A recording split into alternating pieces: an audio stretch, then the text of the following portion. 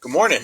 Today I wanted to show you guys how to actually write a check. I don't know if any of you actually have a checking account, so if you do, this hopefully won't be anything new, like you know how to do this. If you don't have a checking account, I would highly encourage you to get one by the time you're out on your own.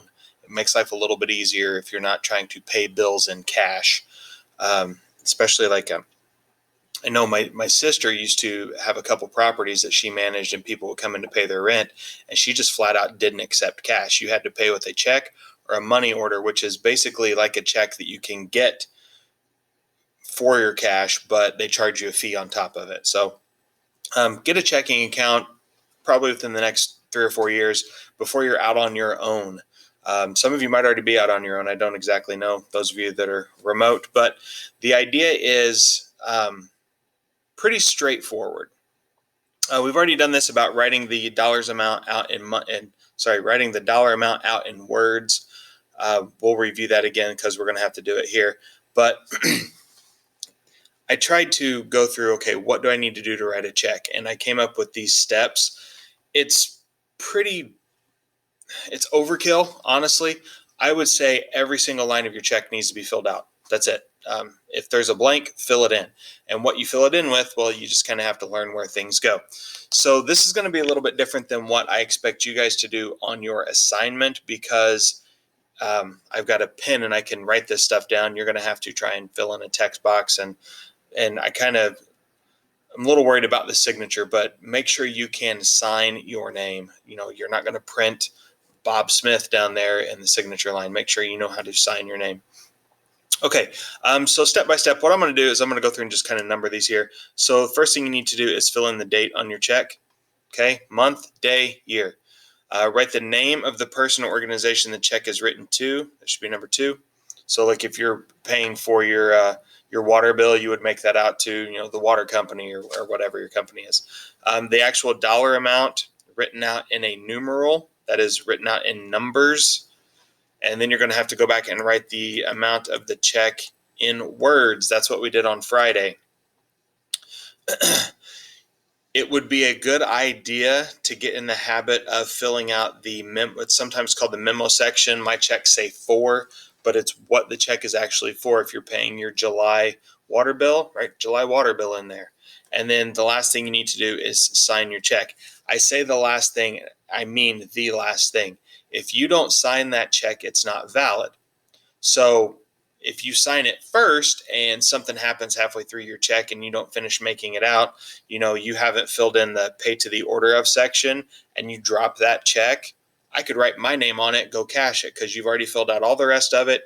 You've written the amount out there. You've done all that. You've signed it, but you didn't completely fill it out. It can happen. So the last thing you should do is sign the check. All right, so we're just going to do a couple of examples here just to kind of walk you through what's going on and what it should look like when you're done. So I came up with these little kind of dummy checks. I guess they're blank. They're not real, obviously.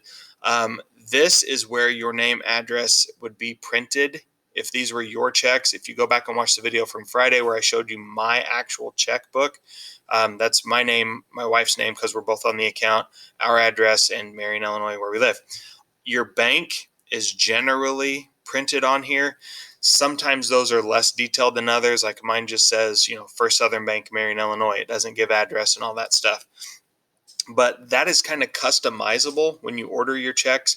You can have more information put on there.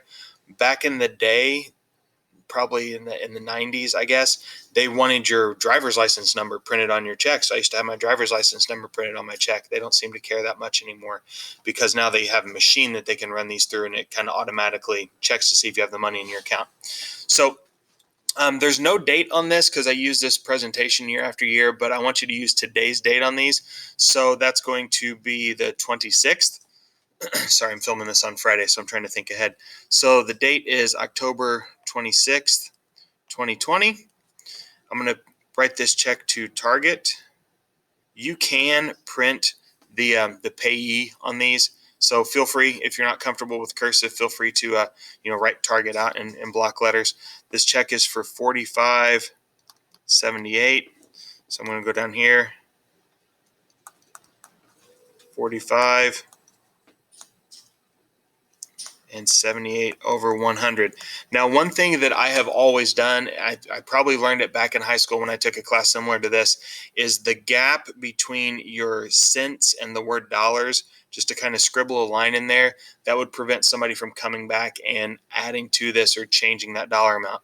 And again, in that same vein, use a pen. You never, never, ever fill out a check in pencil. Somebody could come in and erase the dollar amount, change it, and do whatever they wanted to.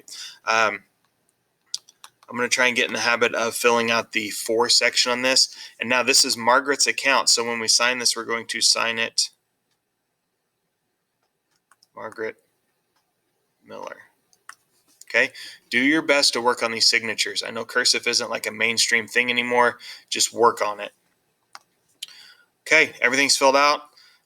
Now, Mike here. Mike's buying a drill press from Lowe's. So again, the date 10/26/2020.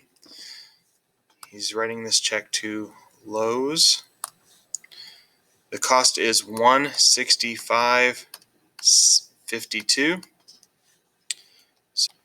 165.52. Fill that in for a drill press. Mike Smith.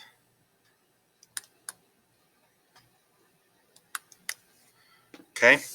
Make sure you filled out all the sections: date, payee, dollar amount, the memo section or the for, and the signature. Okay.